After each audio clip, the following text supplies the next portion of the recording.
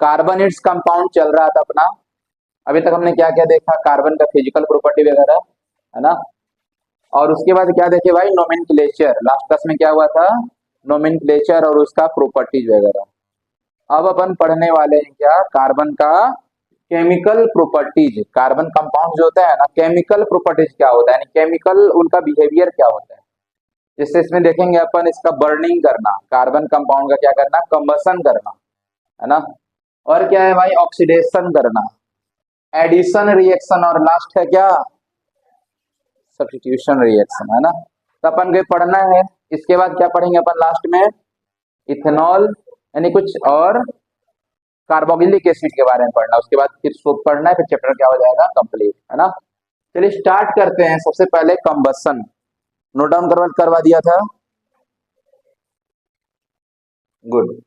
तो सबसे फर्स्ट देखेंगे अपन कंबसन रिएक्शन, है ना। कंबसन रिएक्शन होता क्या है, लिखवा चुका हूं ये सब चीजें, है ना, बस समझो अभी। कंबसन मतलब होता है जलाना, आग लगाना, बर्निंग करना। भैया आग लगाने के लिए कौन सा गैस चाहिए, ऑक्सीजन चाहिए। चैप्टर 1 जब पढ़ रहे थे आप लोग, चैप्टर 1 में पढ़ाया था मैंने क्या, कुछ याद है, कंबसन एक रिएक्शन, केमिकल रिएक्शन था। तो कंबसन मैंने बताया था कि जब भी कोई केमिकल रिएक्शन में होता है, मतलब वहां पे क्या बताया था आपको, कि मेरे पास कोई पेट्रोलियम है, पेट्रोलियम को अगर आप बर्न करते हो, ऑक्सीजन के प्रेजेंट में ही बर्न होता है, तो CO2 निकलता है और H2O रिलीज होता है ना भाई। तो यहाँ भी अपन का कार्बन का कंपाउंड है, मान लो, जैसे कि मान लो कि मेरे पास है मीथेन, ये क्या है भाई, इथेनॉल, सब क्या है, कार्बन का कंपाउंड है। अगर इसको आप बर्न करते हो ऑक्सीजन के प्रेजेंस में, तो क्या रिलीज होगा, CO2 और H2O। साथ में क्या रिलीज होता है, heat and light, heat and light. घर में एक गैस जलता है, कौन सा, नाम क्या है, LPG। LPG का फुल फॉर्म लिक्विफाइड, कौन सा गैस होता है, ब्यूटेन गैस। कौन सा गैस होता है, वो भी कार्बन का गैस है। तो अगर आप ब्यूटेन गैस को भी बर्न करते हो ना भाई, है ना, अगर आप ब्यूटेन को आप बर्न करते हो, ब्यूटेन का फॉर्मूला पता है क्या,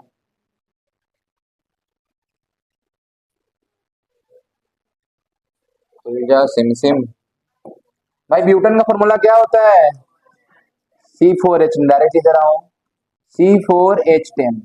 अगर इसको आप बर्न करते हो, यानी ऑक्सीजन के साथ रिएक्शन करवाते हो, क्या रिलीज होगा, CO2 और H2O। साथ में क्या रिलीज होगा भाई, हीट एंड लाइट। बोलो कोई दिक्कत है क्या, कोई भी कंपाउंड ले लो, जैसे भी लिए थे मैंने, इथेनॉल, यहाँ ले लो, मिथेनॉल ले लो, CH3OH प्लस O2, क्या बनेगा, CO2 और H2O plus heat and light, है ना भाई। तो कार्बन का कोई भी कंपाउंड हो आपके पास, क्या क्या रिलीज होगा, CO2 और H2O। अगर कार्बन बर्न करवा रहे हो, C प्लस O2 करवा रहे हो, तो क्या निकलेगा, पानी निकलेगा क्या, पानी निकलने के लिए H2 चाहिए, इधर H2 दिख रहा है क्या कहीं, नहीं। तो ए वाला रिएक्शन आपको याद रखना है, कार्बन अगर रिएक्शन कर रहा है ऑक्सीजन के, तो CO2 बनता है, सबको पता है। और कार्बन कंपाउंड अगर रिएक्शन कर रहा है ऑक्सीजन के साथ, तो CO2 रिलीज होगा, H2O रिलीज होगा, और हीट एंड लाइट। कोई बोलेगा सर ये प्रोडक्ट तो सेम है, रिएक्टेंट में अलग अलग कार्बन है, तो भाई इसको बैलेंस करना पड़ेगा आपको, है ना। बैलेंस करने आता है सबको ना, इधर कार्बन इतना, उतना कार्बन उधर होना चाहिए, जितना हाइड्रोजन इधर उतना हाइड्रोजन उधर होना चाहिए, ABCD रूल लगा लो और कर लेना है इसको क्या, बैलेंस। बोलो कोई दिक्कत है, नहीं। तो ये था कंबसन, बर्निंग करना। अब एक MCRT बुक में दिया हुआ है आपके, कि हम नेफ्थलीन, एक कंपाउंड होता है ना, नेफ्थलीन ये वाला, और एक इथेनॉल, दोनों को बर्न कर रहे हैं। तो बर्न करने के बाद जो उसमें फ्लेम निकलता है ना, एक में येलो कलर का फ्लेम निकल रहा है और एक में ब्लू कलर का, क्यों, रीजन क्या है। तो यहाँ बताया गया कि जो भी सेचुरेटेड कंपाउंड है, कौन सा कंपाउंड, यानी कि जिसमें सिंगल बॉन्ड होगा, अगर उसको आप बर्न करते हो, किस कलर का फ्लेम निकलेगा, ब्लू कलर का फ्लेम निकलेगा। और अगर आप अनसेचुरेटेड, यानी जिसमें डबल बॉन्ड हो या फिर ट्रिपल बॉन्ड हो, यानी अल्किल और अल्काइन, पीछे समझ में आ रहा है भाई, पीछे, गुड। तो अगर उनको बर्न करते हैं जो अनसेचुरेटेड होते हैं, साक्षी समझ में आ रहा, तो उसमें कौन सा फ्लेम निकलेगा, येलो कलर का। और उसके साथ साथ क्या मिलेगा आपको फ्री फोकट में, ब्लैक सूट यानी धुआं, काला धुआं निकलेगा। समझ में आ रहा है क्या? और सेचुरेटेड में क्या है कि काला धुआं नहीं निकलता है। इथेनॉल में बताओ सेचुरेटेड या अनसेचुरेटेड सात्विका? सेचुरेटेड है, तो यानी इसको जब जलाओगे तो क्या निकलेगा आपका? ब्लू फ्लेम निकलेगा। घर में जो एलपीजी गैस जलता है कौन सा गैस था? Butane. Butane is a saturated gas. जलने पे किस कलर का आता है फ्लेम? ब्लू कलर का। देखे हो ना भाई? कैंडल जलाए हो आप लोग ना? गुड। कैंडल जब जलता है किस तरह का निकलता है फ्लेम? येलो फ्लेम निकलता है। यानी वो क्या है? अनसेचुरेटेड। समझ में आ रहा है क्या? प्लास्टिक को जलाओ क्या निकलेगा? येलो कलर का जलेगा और उसमें काला धुआं निकलेगा। समझ में आ रहा है क्या? लकड़ी को भी जलाओगे तो येलो फ्लेम निकलता है, क्योंकि लकड़ी के अंदर भी फैट्स ये सब चीजें पाई जा रही है ना। तो ये सब चीजें क्या है? कोयला को जलाओगे, कोल को जलाओगे, सब में येलो फ्लेम निकलेगा आपका, है ना। यानी ये जो है अनसेचुरेटेड कंपाउंड है। समझ में आ रहा है? लेकिन जरूरी नहीं है कि जिससे ब्लू फ्लेम निकल रहा है वो सिर्फ और सिर्फ सेचुरेटेड हो, या फिर जो येलो फ्लेम निकल रहा है सिर्फ और सिर्फ अनसेचुरेटेड हो। कभी कभी होता क्या है भाई कि गैस का जो आग जलने वाला जो होता है ना, क्या बोलते हैं, बर्नर, बर्नर में पोर होता है क्या? क्यों होता है? ताकि ऐसे गैस कनेक्शन आता है ना, तो गैस कनेक्शन में एयर मिल पाए, ऑक्सीजन मिल पाए, ताकि ये अच्छे से जल पाए। अब यहाँ पे जो इसमें था पोर्स, ये पोर्स क्या हो गया आपका? बंद हो गया। किसी वजह से क्या हो गया? बंद हो गया। तो उस वजह से यहाँ पे अच्छे अमाउंट में ऑक्सीजन नहीं जा पाएगा। तो ये किस तरह का जलेगा? ये येलो जलेगा। तो अगर आपका गैस येलो जल रहा है मतलब कि उसका पोर क्या हो गया? बंद हो गया। इसका मतलब ये नहीं है कि आप गैस खराब लाए हो। गैस आप एलपीजी की जगह ब्यूटेन की जगह ब्यूटेन दे दिया, ऐसा नहीं है। तो ऑक्सीजन का डिमांड पे भी होता है ना, तो ऑक्सीजन की डिमांड अगर कम हो गया तो भी क्या निकलेगा उसका कलर? कोई डाउट है? आप लोग पूछ सकते हो बेशक। कोई डाउट है क्या किसी को? सो नहीं। दूसरा चीज मैं क्या बोल रहा हूं कि अगर आपको अनसेचुरेटेड कंपाउंड जैसे कि इथीन, अनसेचुरेटेड कंपाउंड होता है ना, इसको दुनिया किस नाम से जानती है? इथिलीन के नाम से। किस नाम से? इथिलीन के नाम से। तो ऐसे तो ई है, यानी कि सी डबल बॉन्ड सी है। अरे बोलो। तो ये तो अनसेचुरेटेड है, इसको जलाने में कैसा फ्लेम निकलना चाहिए? येलो निकलना चाहिए। बट वेल्डिंग करते देखे हो ना, तो वहां पे यही गैस का यूज होता है, बट कैसा जलता है वहां पे? ब्लू जलता है। क्यों जलता है भाई ब्लू? हाँ, यस। वो ऑक्सीजन का प्रेजेंस नहीं, ऑक्सीजन गैस मिलाते हैं उसमें बहुत ज्यादा अमाउंट में, है ना। ऑक्सीजन का अलग से सिलेंडर होता है, वो मिलाते हैं, दोनों मिल जाता है, एक नया गैस बन गया कंबाइंड होके, है ना। और फिर वो गैस जलता है और वो आपको बहुत ज्यादा हीट देता है, ताकि वो मेटल को भी मेल्ट कर सके। और फिर मेल्ट हो गया तो फिर वेल्डिंग हो गया वहां पे। समझ में आ रहा है क्या? तो जो हीट निकलता है यहाँ पे बहुत ज्यादा अमाउंट में निकलता है। क्लियर है? बोलो भाई। गुड। यहाँ पे और क्या चीज बताना था मुझे कि अगर इनसफिशियंट अमाउंट में एयर मिलता है किसी भी सेचुरेटेड कंपाउंड को, तो यहाँ पे येलो फ्लेम जलता है। येलो फ्लेम जलने से नुकसान क्या है? कोई बताएगा? ब्लैक सूट, ठीक है, वेरी गुड। और कार्बन मोनोऑक्साइड बनता है। ऐसा नहीं है, लकड़ी जलाते तो कार्बन मोनोऑक्साइड बन जाएगा। हाँ सही है, गुड, सही बोल रहे हैं। इनकम्प्लीट कंबसन हो रहा है, ऑक्सीजन कम मिल रहा है, मतलब इनकम्प्लीट कंबसन। और इनकम्प्लीट कंबसन अगर किसी भी चीज का होता है तो वहां पे निकलता है कौन सा गैस? CO2 की जगह पे कौन सा गैस? Carbon monoxide gas. लेकिन आप अनसेचुरेटेड को जला रहे हो और येलो जल रहा है, तो वहां मत बोल देना कि सर यहाँ पर CO निकल रहा है। नहीं, सेचुरेटेड जला रहे हो, इनसफिशियंट अमाउंट ऑफ एयर है, मतलब कि इन कंबसन जो हो रहा है, कंबसन और इनकम्प्लीट कंबसन हो रहा है, अच्छे अमाउंट में ऑक्सीजन नहीं मिल पा रहा है, अच्छे से नहीं जल पा रहा, तो वहां पे CO2 की जगह पे कौन सा गैस रिलीज होगा? CO, जिसका नाम है कार्बन मोनोऑक्साइड, और जो कि क्या होता है?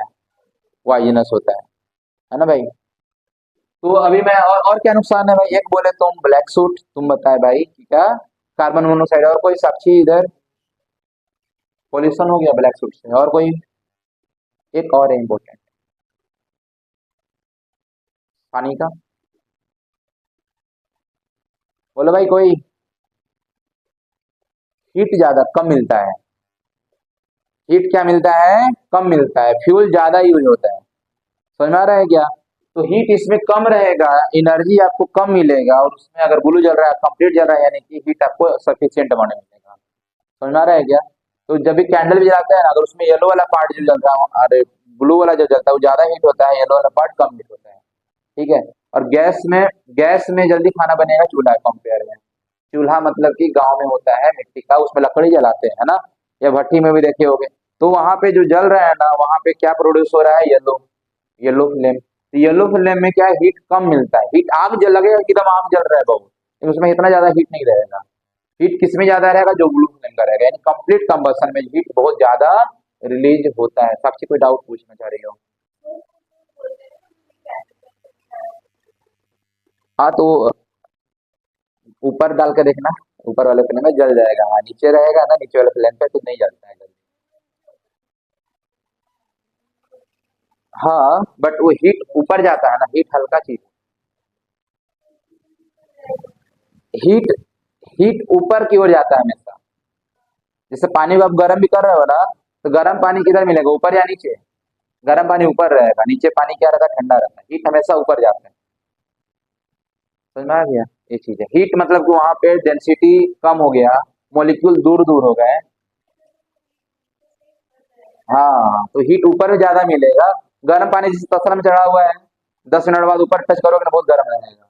हाथ नीचे जाएगा, नीचे ठंडा लगेगा। स्विमिंग पूल में गर्मी के दिनों में जो ओपन स्विमिंग पूल है, ऊपर वाला पानी गर्म है, नीचे का पानी ठंडा होता है। नदी में भी सेम चीज होता है। हाँ भाई, होता है ना। ये चीज है, गर्म चीजें हमेशा ऊपर जाता है, नीचे ठंडा रहता है। जब गैस जलता है ना, तो ये मान लो कोई बर्तन चढ़ाए हो, जैसे पानी है, तो नीचे से पानी गर्म हुआ, तुरंत ऊपर गया, ऊपर वाला पानी नीचे आता है। ये चीज साइकिल चलता है। तो भाई यही सब पूरा स्टोरी यहाँ पे जो मैं समझाया, यहाँ पे क्या है लिखा हुआ है ना, सूटी फ्लेम, ये सब चीजें बता दिया। अभी इनकम्प्लीट कंबशन होता है। ठीक है, ये सारा कुछ हो चुका है। हाँ हाँ, सब में निकलेगा, CO2 H2O ही निकलेगा सब में। बस डिपेंड्स रहेगा कि जो फ्लेम निकल रहा है अनसेचुरेटेड में, आपका कैसा निकलेगा? येलो निकलेगा, और हीट कम रहेगा, और उसमें ब्लैक सूट निकलेगा। और इसमें ब्लैक सूट नहीं निकलता है। तो कब निकलता है, समझ में आ गया क्या? सेचुरेटेड में भी ब्लैक सूट निकलेगा, येलो जलेगा, कब? जब इनसफिशिएंट अमाउंट ऑफ एयर मिलेगा, यानी ऑक्सीजन मिलेगा। और इस केस में अनसेचुरेटेड वाले में एक स्पेशल केस है ये वाला, है ना, मिक्सचर ऑफ एसिटाइलिन यानी कि थाइन और इथाइन है। ठीक है, क्या इथाइन है? C triple bond C। ये गैस का यूज किया जाता है किसके साथ? प्योर ऑक्सीजन के साथ। ठीक है भाई, जिसका यूज किया जाता है किसमें? वेल्डिंग मेटल्स करने में। इसका नाम क्या है? ऑक्सी एसिटाइलिन बोला जाता है। क्या बोला जाता है इसको? ये C ट्रिपल बॉन्ड C है, इथिन नहीं, इथाइन लिया जाता है। ठीक है, ये चीज था। अब आज नया टॉपिक सब लोग यहाँ से लिखना शुरू करना है ना आप लोगों को।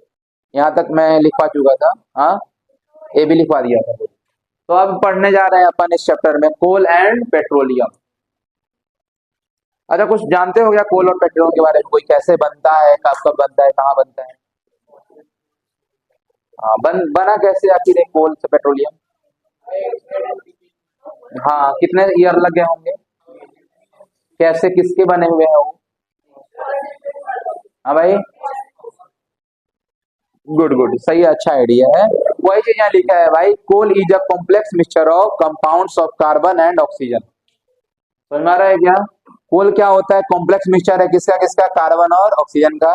और उसमें क्या होते हैं? फ्री कार्बन, और क्या, स्मॉल अमाउंट ऑफ नाइट्रोजन भी होता है, सल्फर भी उसमें होता है कोल में। समझ में आ रहा है क्या? भाई पीछे बातें क्यों हो रही है? दोनों। ठीक है, ठीक है, ठीक। तो कोल के बारे में क्या बताया जा रहा है भाई? कोल एक कॉम्प्लेक्स कंपाउंड है, कार्बन और ऑक्सीजन का। और इसमें और कौन कौन कौन से चीज मिला रहता है? तो इसमें मिला होता है आपका स्मॉल अमाउंट ऑफ नाइट्रोजन रहेगा, सल्फर रहता है इसमें, है ना, उसको क्या बोलते हैं? कोल बोला जाता है। समझ में आ रहा है क्या? ठीक। कोल कहाँ पाए जाते हैं? जमीन के अंदर खुदाई करके, है ना। सबसे ज्यादा इंडिया में कहाँ कोल पाया जाता है भाई? जो जानता होगा कि मेरा घर कहाँ पे है, वो बता देगा।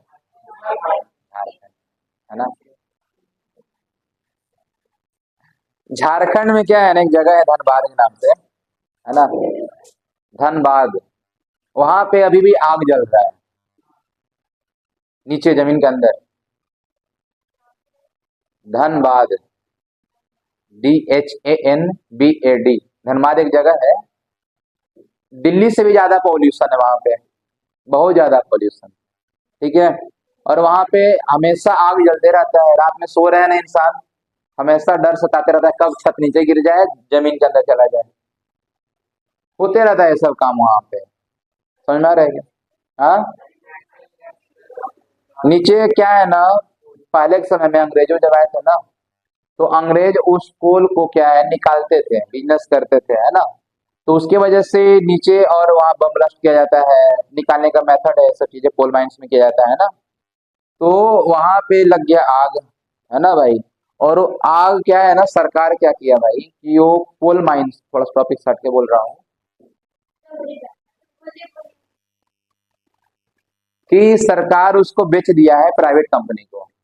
पहले सरकार करता था, अब वो सरकार कर दिया, प्राइवेट कंपनी को दे दिया कि भैया आप संभालो। प्राइवेट कंपनी संभाल रही है, आग जल रहा है पहले से, प्राइवेट कंपनी बोलता है कि मैं अपना काम करूंगा, आप क्यों बुझाऊंगा। तो आग का जिम्मेवारी ना सरकार ले रहा है ना प्राइवेट कंपनी ले रहा है, और आग लगातार बहुत दूर दूर तक बढ़ते रहता है। हमेशा नीचे से धुआं ऐसे ही निकलते रहता है आग से। हाँ हाँ, जमीन के नीचे आग जल रहा है, आग निकलता भी रहता है ऊपर। कई ऐसे जगह है, कई ऐसे जगह है जहाँ पे आग जल रहा है, तुम जाओगे वहां बहुत ज्यादा गर्मी लगेगा, बहुत ज्यादा गर्मी लगेगा।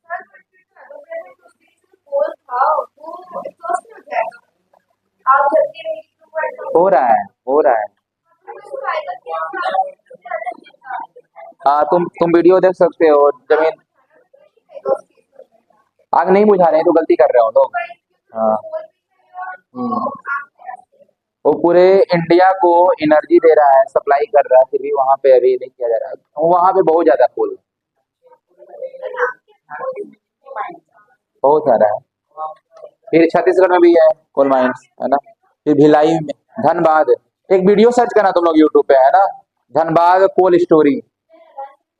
नहीं अभी नहीं, अभी पढ़ाई करो। हाँ, नहीं नहीं नहीं, बाद में अभी पढ़ाई करो, इधर इधर इधर। कोल समझ में आया, तो कोल जमीन के अंदर पाया जाता है भाई, है ना। हाँ, कभी पुराने समय में क्या हुआ होगा, भूकंप भूकंप कुछ आया होगा, ऊपर जितने भी पेड़ पौधे हैं सब नीचे दब गए, नीचे दबते दबते दबते दबते वहां से वो धीरे धीरे हाई टेम्परेचर हाई प्रेशर की वजह से किसमें चेंज हो गया, कोल वगैरह में चेंज। पेट्रोलियम क्या होता है भाई, पेट्रोलियम होता है डार्क कलर्ड का होता है। अरे सुने हो पेट्रोल वगैरह, तो not only petrol, spirit petrol, है ना, डीजल, है ना। एक रोड बनाने वाला जो ब्लैक होल आता है ना, अलकतरा बोलते हैं उसको, वो भी हो गया एकदम लास्ट में, वो सब चीज बन मिलता है। तो सब चीज पेट्रोलियम, है ना, प्यूरिफाई किया जाता है। सबसे बेस्ट क्वालिटी वाले ऊपर, फिर उसके नीचे, फिर उसके नीचे, फिर उसके नीचे। डीजल पेट्रोल के नीचे पाया जाता है, मैंने प्यूरिफाइड प्यूरिफिकेशन के बाद। वो चीज है पेट्रोलियम, क्या होता है वैसे, डार्क कलर का होता है, विस्कस होता है, और गंदा थोड़ा स्मेलिंग है ना। पेट्रोलियम का मीनिंग क्या होता है भाई, पेट्रोलियम के मीनिंग होता है, देखो दो वर्ड से बना है, पेट्रा और ओलियम। ओलियम मतलब होता है तेल, पेट्रा मतलब होता है रॉक। ठीक है भाई। हाँ भाई, तो the crude oil petroleum is a complex mixture of, इधर बातें नहीं, जो पेट्रोलियम होता है वो मिक्सचर लिखना पड़ेगा आप लोगों को ये सब, है ना, लिख लिए हो, गुड। तो एक कॉम्प्लेक्स मिक्सचर होता है, किसका किसका, सॉलिड भी है, लिक्विड भी होता है, गैसियस हाइड्रोकार्बन इसमें होता है। किसके साथ मिला रहेगा, वाटर रहेगा, सॉल्ट रहेगा, और उसमें अर्थ का पार्टिकल भी होता है। एक क्या है, क्रूड ऑयल। क्रूड ऑयल मतलब क्या होता है भाई, पानी का इम्प्योरिटीज के साथ स्टार्टिंग में जो मिला ना, मुझे उसको बोलेंगे क्रूड ऑयल। उसके बारे में लिखा है, डार्क है, विस्कस है ना, ये सब चीज लिखा है। ठीक है, उसमें हर चीज मिक्स रहेगा, क्या क्या है उसमें, सॉलिड लिक्विड गैस तीनों टाइप के पार्टिकल पाए जा रहे हैं साथ में, वाटर भी है, सॉल्ट भी है, अर्थ का पार्टिकल भी है। समझ में आ रहा है क्या। ये किसके बारे में है, पेट्रोलियम के बारे में। अब कोल कैसे बना, यहाँ से लिखना शुरू करना है क्या आप लोगों को, ये भी लिख लिए हो, ओके ठीक है, ओके गुड। ये सब चीजें हमने पढ़ लिया था, है ना पहले। अब देख लो यहाँ पे क्या है, how coal was found, coal कैसे बनता है, क्या लिखा है भाई, coal was found by the decomposition of large land. अभी बताया था ना, कभी हो सकता है प्लांट गिरा होगा, भूकंप नीचे दब गया होगा, तो उसका डिकम्पोजिशन होने लगा, है ना भाई। मिलियंस ऑफ ईयर मतलब बहुत साल लग जाते हैं इसमें। उसके बाद किसमें चेंज हो गया वो, कोल में चेंज हो गया। पेट्रोलियम कैसे बनता है, ये सब एसचंद का पॉइंट लिखा हुआ है आपके, है ना, एनसीईआरटी में नहीं दिया हुआ है अच्छे से, एसचंद का है सब पॉइंट। पेट्रोलियम कैसे बनता है, पेट्रोलियम ऑयल यानी कि neutral gas were found by the decomposition of remains of extremely small plant and animal. ये चीज याद रखना कि जो स्मॉल प्लांट हो रहा है ना, हाँ भाई, और एनिमल्स, उनके क्या होता है, डिकम्पोजिशन से बनता है पेट्रोलियम। कभी कभी एग्जाम में आ जाता है कैसे फॉर्म होता है, लिख लोगे आप लोग, शुभ, लिख सकते हो, गुड, यहां से लिखना है, गुड। तो why do substances burn with a flame और विदाउट अ फ्लेम, लिखना शुरू कीजिए आप लोग, नोट डाउन कीजिए, है ना।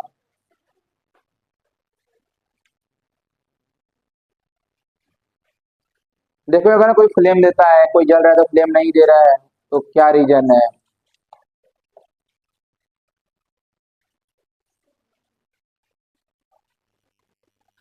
लिख लिए क्या आप लोग। तो भाई देखो, हाइड्रोकार्बन को बर्न कर रहे हो, क्वेश्चन है कि किसमें फ्लेम निकलेगा और किसमें फ्लेम नहीं निकलेगा।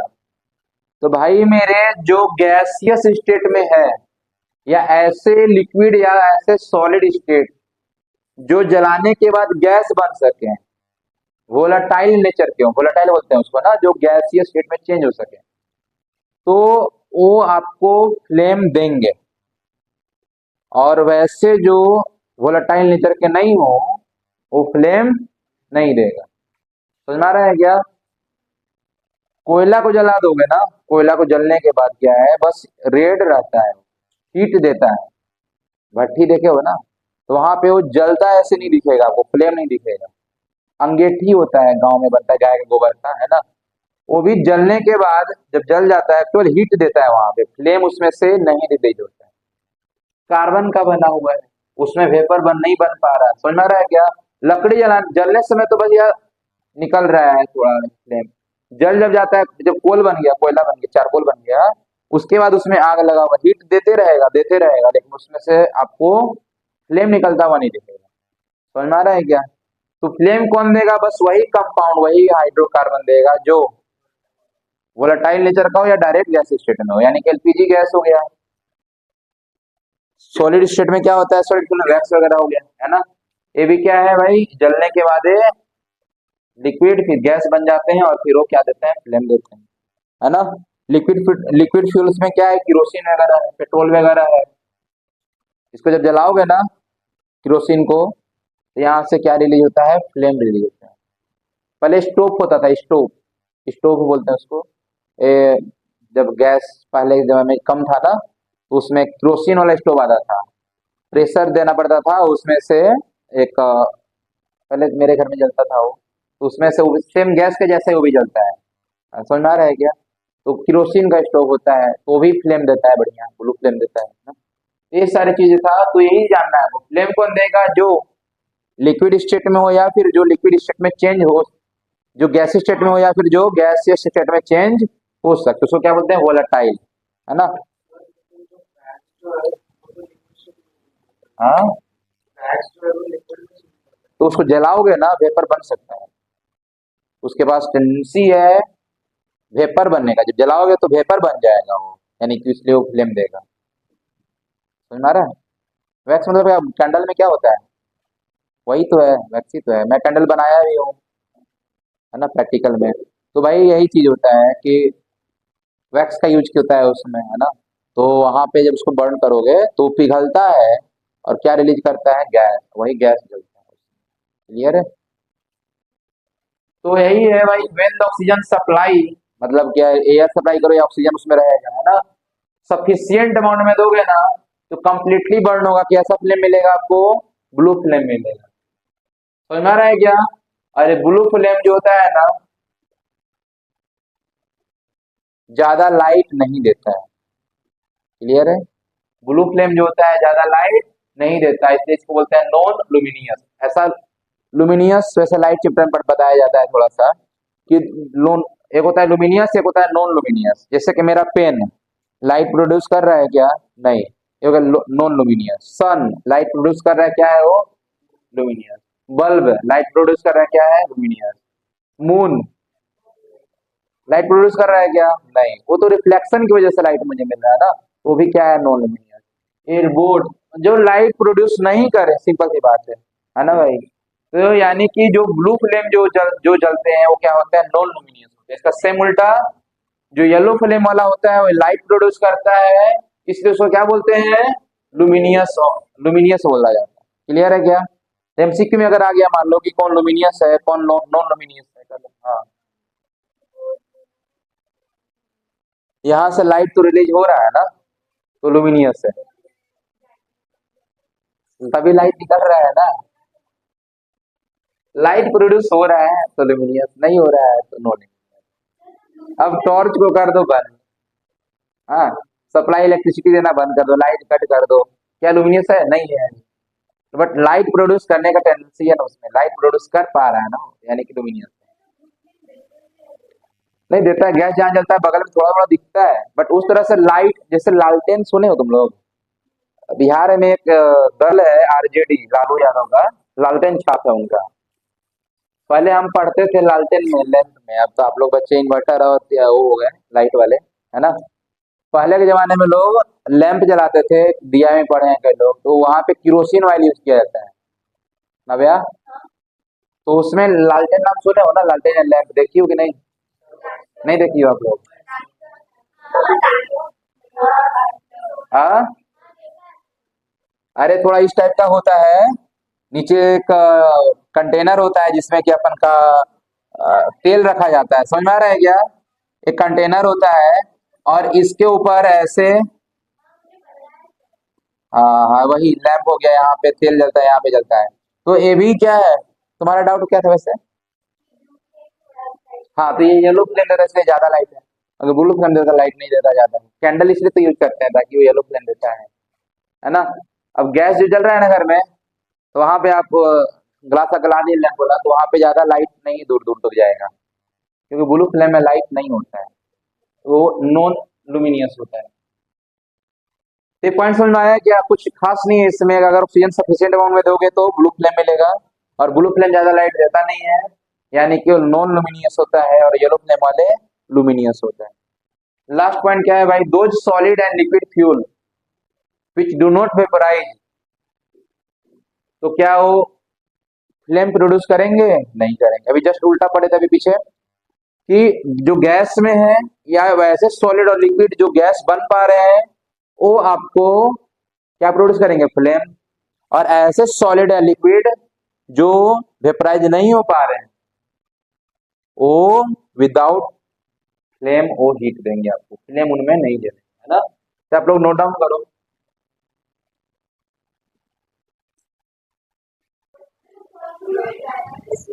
तो भाई ये इधर ए लुमिनस और नॉन लुमिनस आया समझ में? कोई डाउट है? नहीं, वेरी। भाई नेक्स्ट पॉइंट क्या है अपन को देखो, ऑक्सीडेशन रिएक्शन। बहुत बधाई हो, आप लोग एक रिएक्शन पढ़ चुके हो जिसका नाम था, जिसका नाम था कंबसन। कंबसन क्या हो गया यहाँ पे? खलास। कंबसन में क्या क्या सीखे भाई अपन? कंबसन में मैंने बताया क्या क्या आपको? अरे बोलो, कि अगर कार्बन कंपाउंड का कंबसन करते हैं तो CO2 और H2O रिलीज होता है। अगर सेचुरेटेड को बर्न करते हो, सानिका जी बातें नहीं, अगर अगर अगर सेचुरेटेड को बर्न करते हो तो ब्लू फ्लेम ज्यादा हीट, लाइट कम। अगर अनसेचुरेटेड को बर्न करते हो, येलो फ्लेम, ब्लैक सूट भी, ब्लैक सूट ज्यादा लाइट, हीट कम। समझ में आ रहा है क्या? थोड़ा सा उल्टा भी था इसका, कि अगर इसमें ऑक्सीजन सप्लाई कम दिए, किसमें? सेचुरेटेड में ऑक्सीजन सप्लाई कम देंगे तो ये भी येलो जलेगा, हीट कम देगा, ब्लैक सूट देगा, यानी कि इधर वाले के जैसा नकल करेगा, डिपेंड्स ऑन ऑक्सीजन, है ना भाई? और इधर वाले में अनसेचुरेटेड में एक केस था इथाइलिन का, इथाइन का। अगर उसमें ऑक्सीजन मिला देते हो तो वो ब्लू फ्लेम देता है और बहुत ज्यादा हीट प्रोड्यूस करता है, उसका यूज करते हैं वेल्डिंग में। समझ में आया क्या? इसके बाद मैंने बताया कौन फ्लेम देता है और कौन फ्लेम नहीं देता है। तो वैसे सारे गैसियस चीजें, गैसियस हाइड्रोकार्बन जलाने पे फ्लेम देता है। गैसियस बोले तो हाइड्रोकार्बन में फर्स्ट 4 कार्बन तक, methane, ethane, propane, butane, pentane हो जाता है लिक्विड। बट ऐसे लिक्विड और ऐसे सॉलिड जो जलाने के बाद गैस में चेंज हो सके, जो वेपर बना सके, उस टेंडेंसी क्या बोलते हैं? वोलाटाइल। तो जो वोलाटाइल कंपाउंड है वो भी फ्लेम देंगे, और जो नॉन वोलाटाइल कंपाउंड है वो फ्लेम नहीं देंगे। आया बात समझ में क्या? तो अपन यहां तक भाई अपन ने सीखा। अब नेक्स्ट रिएक्शन है ऑक्सीडेशन रिएक्शन। कौन सा रिएक्शन? अरे पढ़े हो क्या केमिकल रिएक्शन में? देखो 2 टाइप का रिएक्शन होता था, एक होता था ऑक्सीडेशन, एक होता था रिडक्शन। ऑक्सीडेशन मतलब एडिशन ऑफ ऑक्सीजन, तो रिमूवल ऑफ अरे बोलो हाइड्रोजन, है ना भाई? ये होता है ऑक्सीडेशन का क्या मीनिंग। 11th में जब जाओगे आप थोड़ा सा और ज्यादा बताया जाएगा कि इलेक्ट्रॉन का भी रिमूवल कहलाता है ऑक्सीडेशन। और ऑक्सीडेशन स्टेट एक वर्ड है, अभी 10th में वो समझ में नहीं आएगा, वहां बताया जाए 4 चीज एक्सप्लेन करते हैं। ऑक्सीडेशन स्टेट अगर बढ़ता है तो उसको भी क्या बोलते हैं अपन? ऑक्सीडेशन बोलते हैं। अपन को ये 2 में काम चल जाने वाला। ऑक्सीडेशन समझ में आया क्या होता है? तो मतलब कि अपन क्या करने वाले हैं, कार्बन के कंपाउंड में अपन ऑक्सीडेशन करवाएंगे, यानी ऑक्सीडेशन करवाने के लिए आपको एजेंट चाहिए जिसका नाम है ऑक्सीडाइजिंग एजेंट। अरे भाई आपको बैंक में पैसा भरना है, LIC पॉलिसी करवाने को एजेंट चाहिए ना आपको। तो हर काम करने के लिए कोई एजेंट चाहिए होता है। ऑक्सीडेशन करने के लिए कौन सा एजेंट?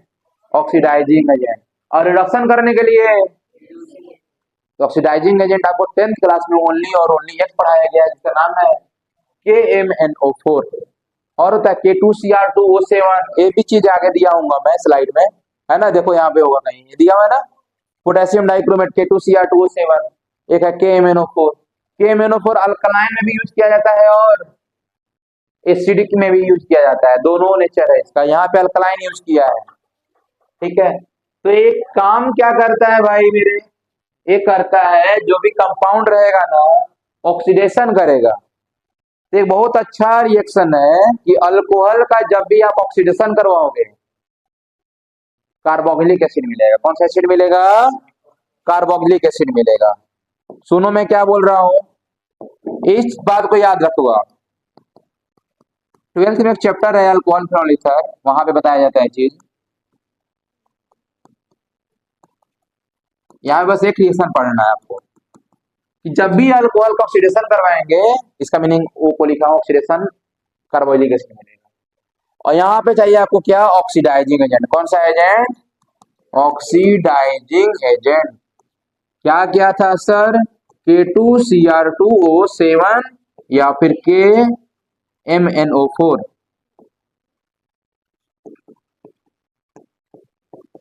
ये रहेगा आपका बेसिक मीडिया में। एक और हो सकता है KMnO4 एसिडिक मीडिया में। समझ आ रहा है क्या? तो ये सारे चीजें यूज किया जाता है। अब सुनो ध्यान से, अल्कोहल जितने कार्बन का रहेगा, क्या बोल रहा हूं, जितना कार्बन का रहेगा इधर अल्कोहल, उतने कार्बन का ही क्या बनाना है आपको? Carboxylic acid. समझे क्या? अरे बोलो, अगर आपको दिया रहेगा मिथेनॉल CH3OH, क्या बनेगा?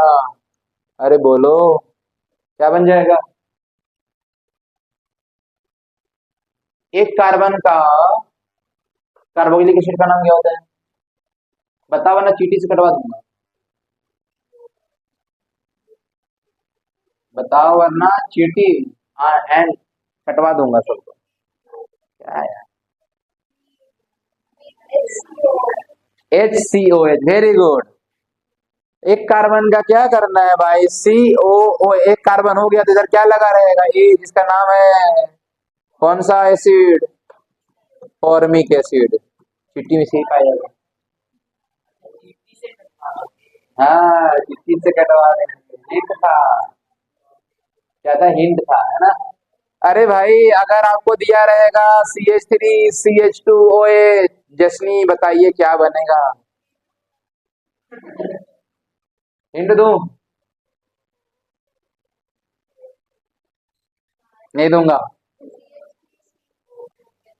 Yes. Vinegar.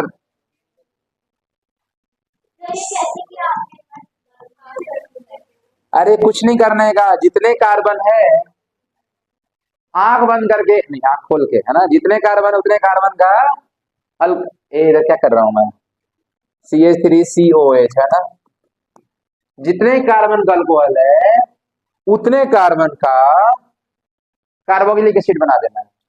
1 degree carboxylic acid. कुछ नया वर्ड ये यूज कर लिया ना। 1 डिग्री का मतलब है कि ये अपना ग्रुप है ना, एक ही कार्बन जुड़ा रहना चाहिए, दो कार्बन से नहीं जुड़ा रहना चाहिए। मान लो कि मैं दे दिया 3 कार्बन का अल्कोहल CH3CH2CH2OH, और बोला गया सात्विका जी को कि भैया आप इसका बताओ, भैया नहीं बहना, इसका बताओ आप ऑक्सीडेशन करके क्या बनेगा।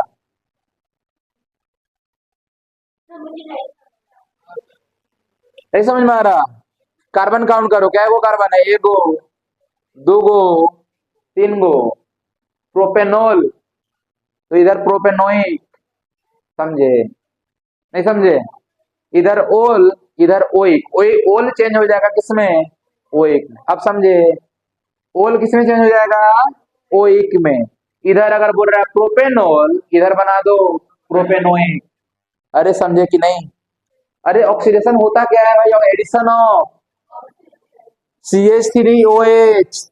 क्या किया, हाइड्रोजन को हटा दिया, यहाँ डाल दिया, 2H को हटा दिया, यहाँ से 2H को क्या कर दिया, हटा दिया, तो कितना H बचेगा उसके पास, एक H बच जाएगा। 2H हटाया हूं तो उसका वैलेंसी कौन कंप्लीट करेगा, ऑक्सीजन। अरे ऑक्सीडेशन क्या होता है, एडिशन ऑफ और रिमूवल ऑफ। हाइड्रोजन को रिमूव कर दो, -2 हाइड्रोजन क्या किया मैं, रिमूव कर दिया, और उसकी जगह पे क्या लगा दिया, ऑक्सीजन लगा दिया, और जो है आगे लिख दिया। अरे बोलो, बन गया क्या? हाँ भाई, वही करना है। जैसे ए वाला है ना, ए वाला है ना, तो यहां से आपको क्या करना है, 2H को हटा देना है, तो ये बिल्कुल सेम लिखो, क्या लिखोगे, CH3CH2, ए वाला कार्बन से दोनों हाइड्रोजन हटा दो तो उसके जगह क्या लग जाएगा, 2 ऑक्सीजन लग जाएगा। अरे बोलो, और इधर OH का OH रहने दो। इजी, बहुत आसान, इसी को बोलते हैं प्रोपेनोइक एसिड। क्या बोलते हैं, प्रोपेनोइक एसिड। आपके बुक में ओनली और ओनली एक रिएक्शन पढ़ना है, ये वाला, समझे क्या, ethanol to ethanoic acid, ethanol to, समझ में आ गया क्या, ये चीज था भाई, यही चीज लिखा हुआ है यहाँ पे। याद क्या करना है, ऑक्सीडाइजिंग एजेंट का नाम याद करना है, दो याद कर लो, एक कर लो K2Cr2O7, और एक और याद कर लो KMNO4, K2Cr2O7, इसका नाम है पोटेशियम डाइक्रोमेट, और इसका नाम है पोटेशियम परमैंगनेट। तो ये पोटेशियम परमैंगनेट जो है, एसिडिक के साथ लोगे तो भी काम चलेगा, बेसिक के साथ भी लोगे तो, डिपेंड्स ऑन रिएक्शन। हाँ भाई, अब पढ़ो क्या लिखा हुआ है, देखो देखो देखो, इथेनॉल गेट्स, ओनली एक केस को बताया है यहाँ पे, ओनली इथेनॉल दिया है। इथेनॉल गेट ऑक्सीडाइज किससे करवाएंगे, अल्कलाइन पोटेशियम परमैंगनेट, ये वाला है, अल्कलाइन पोटेशियम परमैंगनेट ये वाला है ना भाई। तो क्या बन जाएगा, इथेनोइक एसिड बन जाएगा। इथेनॉल किसमें चेंज हो गया, इथेनोइक एसिड में चेंज हो गया। बोलो भाई, कोई दिक्कत है? Carbon compound is completely oxidise during combustion, chemical compounds can also be used to source of oxygen. ये सब फालतू चीज लिखा हुआ है, कुछ ज्यादा खास बात है नहीं। याद क्या करना है आपको, बस ये अल्कोहल चेंज हो जाएगा कार्बोक्सिलिक एसिड में, और आपको क्या लेना है, ऑक्सीडाइजिंग एजेंट KMnO4 या फिर K2Cr2O7।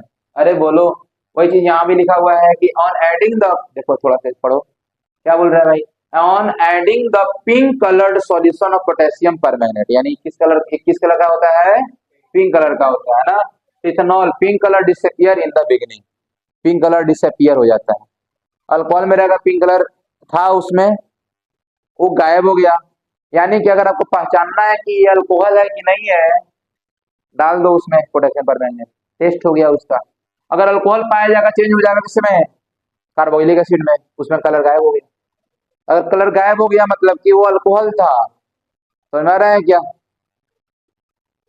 अब इसके बाद थर्ड टाइप का रिएक्शन है, इसका नाम है एडिशन रिएक्शन। तो आप जल्दी जल्दी इसको क्या करो, नोट डाउन करो।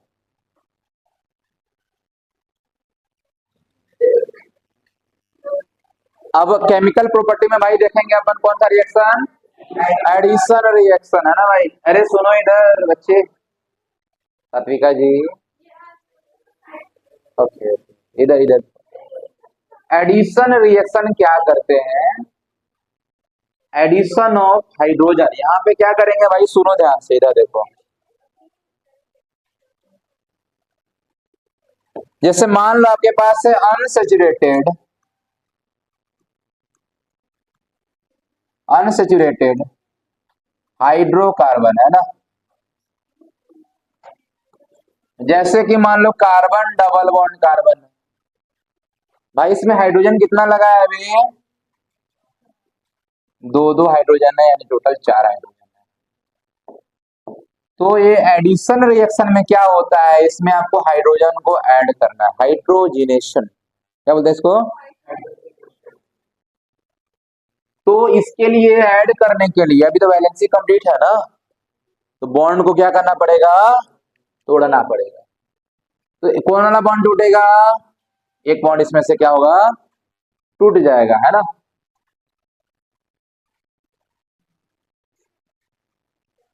तो भाई मेरे एक बॉन्ड टूटेगा तो कितना वैलेंसी खाली हो गया, 2। तो यहाँ पे क्या ऐड, तो तोड़ने के लिए क्या लेते हैं, कैटलिस्ट लेते हैं। क्या लेते हैं, निकेल ले सकते हो, प्लेटिनम ले सकते हो, या फिर प्लेटिनम ले सकते हो। ये तीनों क्या होता है, कैटलिस्ट होता है।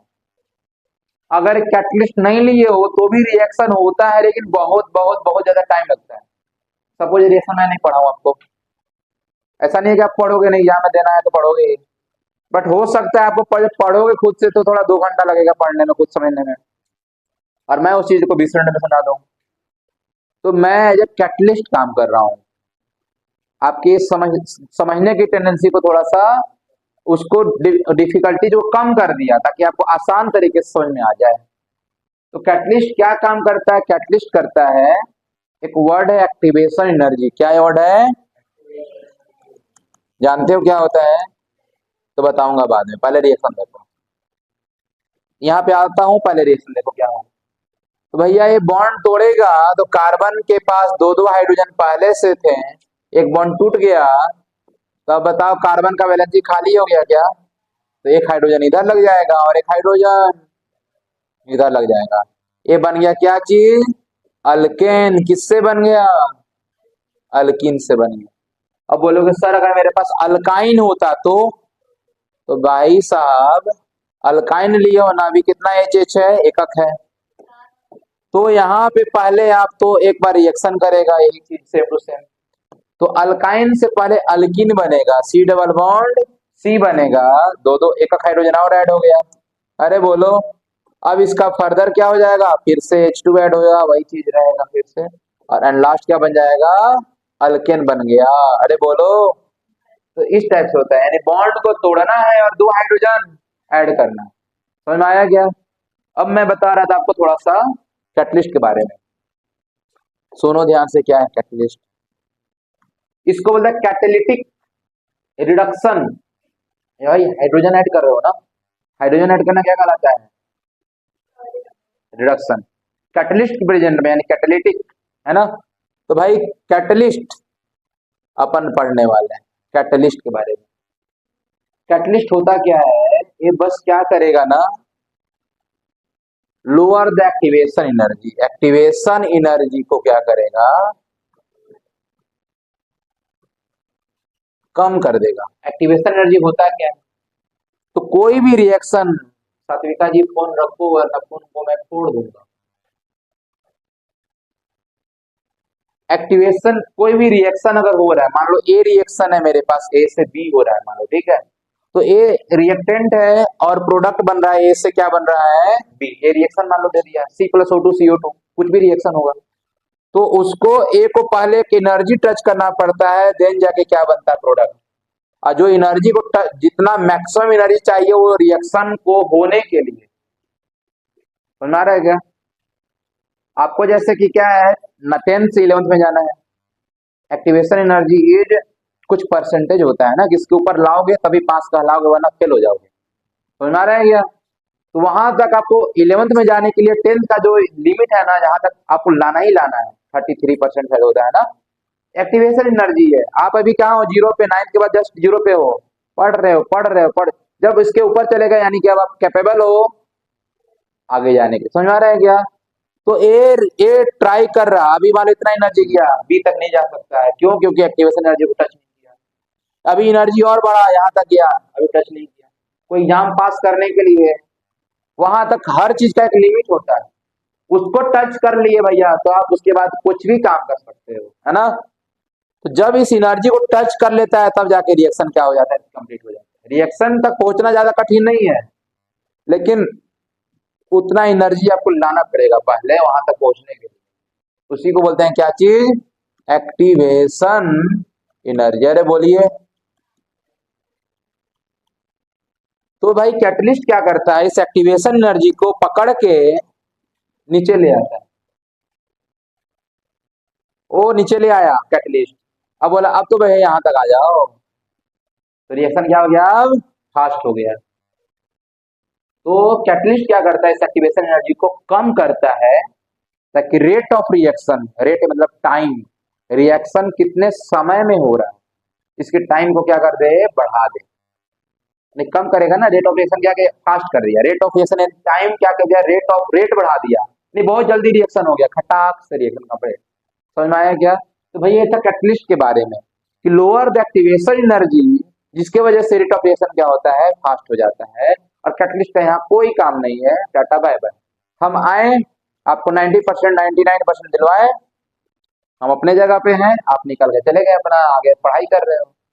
हमारे पास दूसरे बच्चे आएंगे 9th वाले, फिर से 10th में आएंगे, फिर से मैं उनको पढ़ाऊंगा, उनको फिर से समझाऊंगा ऐसे ऐसे। अब इतना ज्यादा इजी बना दूंगा, फिर से पहुंचेंगे वहां तक, ताकि अच्छे से एग्जाम अटेंड करेंगे, वो निकल के हम इधर आ गए। कैटलिस्ट कभी भी रिएक्शन के साथ में नहीं जाता है, रिएक्शन होने पे कैटलिस्ट साइड हो जाता है। कैटलिस्ट बहुत चीज लिया जाता है अलग अलग, यहाँ पे कौन सा लिया गया है, निकेल प्लेटिनम प्लेटिनम, समझ में आ रहा है क्या? एक कैटलिस्ट है भाई। तो मेरे ख्याल समझ में आ गया एडिशन रिएक्शन क्या होता है। अनसैचुरेटेड हाइड्रोकार्बन जो होते हैं, डबल बॉन्ड और ट्रिपल बॉन्ड भी दोनों में करवा सकते हो, उसमें हाइड्रोजन को ऐड करना है प्रेजेंस ऑफ कैटलिस्ट, जैसे कि प्लेटिनम, निकल, प्लेटिनम भी होता है, क्या होता है, प्लेटिनम भी होता है, तुम लोग लिख लेना कॉपी में, है ना, पीटी प्लेटिनम, है ना? तो क्या होता है, सैचुरेटेड कार्बन। हाँ तीनों चीज है, प्लेटिनम प्लेटिनम और निकल, तीनों चीज होता है। कोई एक चीज ले लो, तीनों में से कोई एक चीज लेना है आपको। तो क्या हुआ, ये था अपने पास आर, जानते हो क्या है? अरे बोलो, आर नहीं जानते हो? आर हाइड्रोजन कब से हो गया भाई? आर मतलब अल्काइल, आर मतलब अल्काइल। अरे भाई कार्बन है, डबल बॉन्ड है, तो हो सकता है इधर कार्बन का और चेन हो, उधर कार्बन का और चेन हो, इधर कार्बन का और चेन, इधर कार्बन का और चेन। समझ में आ रहा है क्या? मान लो कार्बन का और लंबा चेन है, इधर फाइल हो गया इसको, ये तो मेन चेन वैसे चलना है, तो आर मतलब होता है कार्बन का चेन। समझ में आ रहा है क्या? आर मतलब क्या, कार्बन का चेन, जिसमें एक हाइड्रोजन कम रहेगा अल्केन से। अल्केन में मतलब मान लो CH4 है तो अल्केन है मीथेन, और अगर CH3 कर दिया जाए तो मिथाइल, इसको नाम है अल्काइल। समझ आ रहा है? इसको आर से दिखाते हैं, किसे दिखाते हैं, आर से। तो यहाँ बताओ कार्बन कितना एच है, 3 ही है ना भाई, तो क्या है, मिथाइल है, इसको आर दिखेंगे। इसे बताओ दो कार्बन में 6 हाइड्रोजन रहता तो इथेन होता, यहाँ पे 1 2 3 4 5 ही है, तो क्या है, इथाइल। बताया था ना नोमेनक्लेचर में अल्काइल के बारे में। अल्काइल क्या होता है, अल्केन से अगर एक एच को आप चोरी कर लिए, निकाल लिए, क्या मिल गया, अल्काइल मिल जाए, जिसको आर से दिखाते हैं ना। जरूरी नहीं है कि आर ही रखो, एच भी रख सकते हो। आर इसलिए रखा यहाँ पे ताकि आपको समझ में आए कि देखो यहाँ हाइड्रोजन ऐड की है, 2 आर था, 2 आर अभी भी है ना, और बाकी एच है 2 है। तो भाई ये था आपका एडिशन रिएक्शन। और इसमें आगे अपन क्या देखेंगे, वही चीज है कैटलिस्ट के बारे में, कि डिफरेंट रेट होता है, अगर कैटलिस्ट देते हो तो बहुत फास्ट रिएक्शन हो जाता है ना। और क्या है भाई, इसमें इसका यूज देखो, कॉमनली यूज होता है हाइड्रोजिनेशन, ऑफ वेजिटेबल ऑयल में, है ना, निकल के कैटलिस्ट के प्रेजेंस में किया जाता है। ठीक है, क्या हाइड्रोजनेशन ऑफ वेजिटेबल ऑयल्स।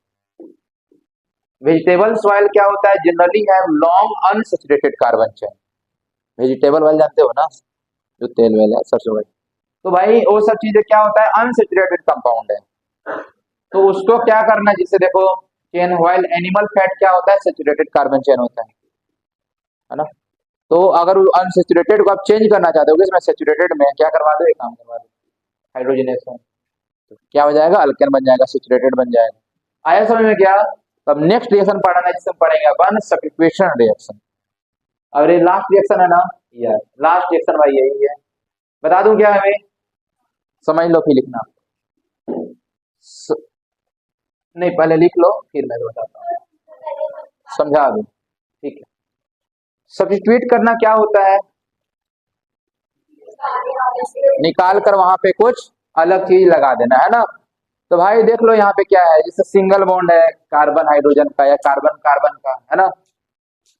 क्या बोल रहे हैं, एज अ सिंगल बॉन्ड हो जो होता है, जिसको सिग्मा बॉन्ड बताया था मैंने। सिग्मा बॉन्ड क्या होता है, जैसे कार्बन हाइड्रोजन का ही हो सकता है कार्बन, यहाँ बताओ, कार्बन हाइड्रोजन का ही बॉन्ड है, कार्बन कार्बन का ही बॉन्ड है।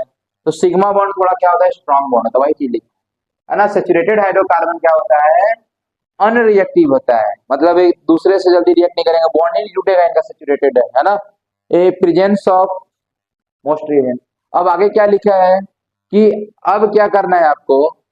अच्छा एक चीज बताया था सर मैंने, जब मैं टेट्रावैलेंसी बता रहा था आपको कि CH4 है, Cl2 के साथ रिएक्शन किया, एक H गया और एक Cl लग गया, फिर से H निकला, फिर से Cl, वही तो है, बिल्कुल वही है ना। देख लो यहाँ पे बताया था क्या वाला, क्या हुआ भाई, यहाँ पे पहले थ्योरी पढ़ लेते हैं। However in the presence of sunlight, सुनो भाई, आप अगर रिएक्शन ऐसे होता है,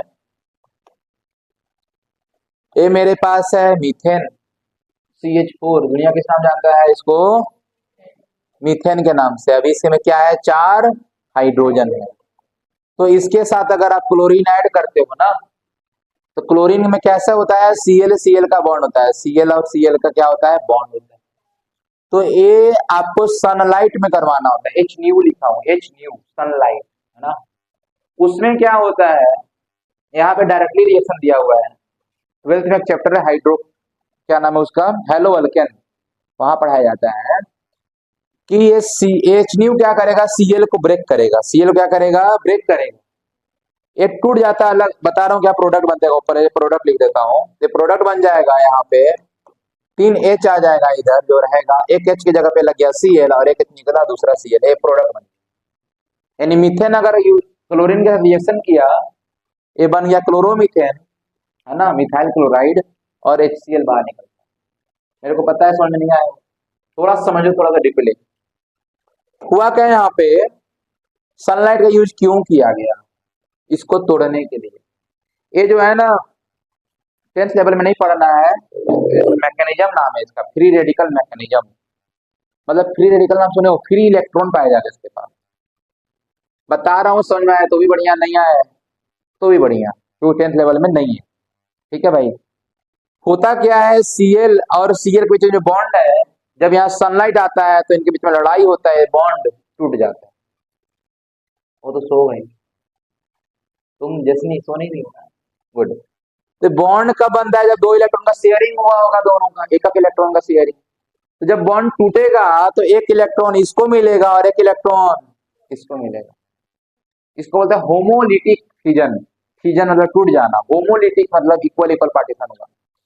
इससे क्या हुआ भैया, Cl के पास एक फ्री इलेक्ट्रॉन मिला, Cl के पास एक फ्री इलेक्ट्रॉन मिला, रहे बोलो।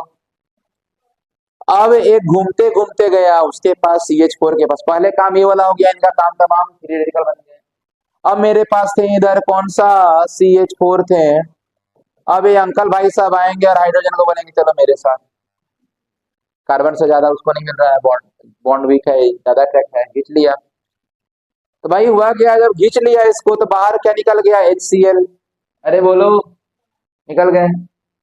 अब बच गए भाई साहब, जब H यहाँ चले गया तो इसके पास क्या बच गया, C के पास ओनली 3 हाइड्रोजन बचा गया, अरे बोलो।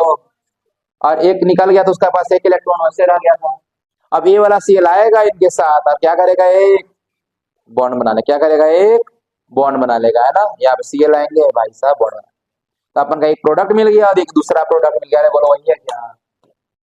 हाँ भाई, मेरे ख्याल समझ में आ गया होगा, वैसे ज्यादा कठिन नहीं था। तो रिएक्शन इस तरह से होता है। अब क्या होगा, Cl2 तो ऐसा नहीं है ना कि एक ड्रॉप डाले तो उसमें एक ही Cl था, बहुत सारा मोल होता है ना Cl का।